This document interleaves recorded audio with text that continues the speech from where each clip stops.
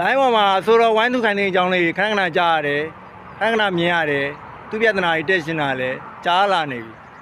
သူ့ရဲ့ပိဋကတွေကသူ့ကိုချစ်ကြတယ်တချို့ကြသူ့ကိုကဲရှုံးကြတယ်ဘလို့ရှုံးကြလဲ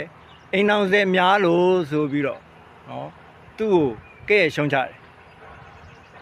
သူအိမ်စဲများတိုင်းမျက်နှာများတယ်လို့သူ့ကိုသွားပြောလို့မရဘူး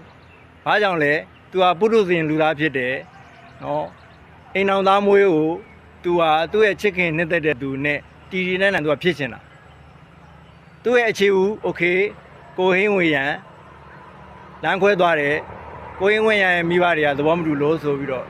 သူတို့လမ်းခွဲသွားတယ်သူတို့နေရာဘယ်လိုဖြစ်ခဲ့လဲဆိုတော့အတွင်းကြတော့မသိဘူးပေါ့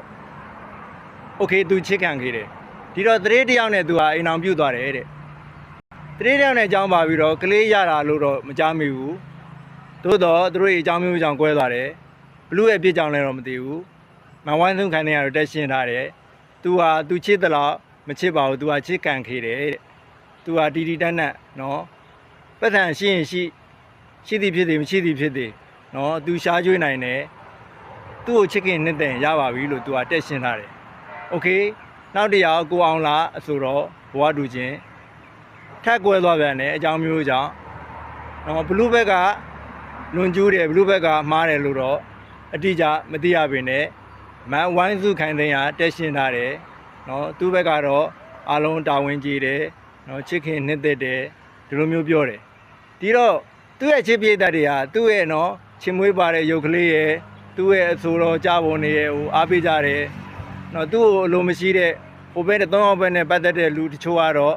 နော်သူဟာသစ္စာမရှိဘူးလို့သူ့ကိုပြောတယ်သစ္စာမရှိတဲ့ဟာဘယ်လူတွေလဲ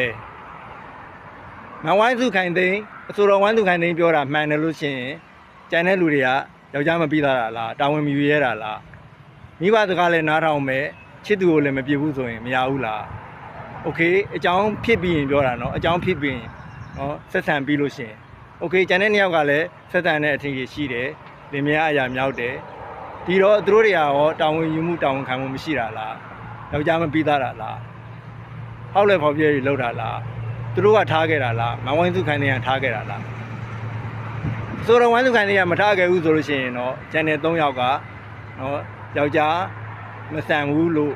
ပြောပွေရရှိတယ်ပေါ့နော်ပြောပွေရရှိတယ်ဆွဲတာတော့မဟုတ်ဘူးဒီတော့မဝိုင်းစုခိုင်နေကိုသွားပြီးတော့နော်မျက်နှာများတယ်လို့ပြောလို့မရပါဘူးသူကတပင်လဲတပင်ထူတာပါ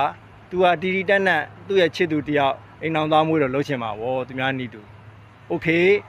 အားလုံးကနေပန်းရအောင်တည်းကျင့်နေတဲ့လူမဟုတ်တဲ့အတွက်ဒီအဆိုတော်နိသဂီတာဒီအိမ်အောင်သားမွေးလောက်တာတွေကိုအပြစ်ကြီးလို့ပြောလို့မရပါဘူး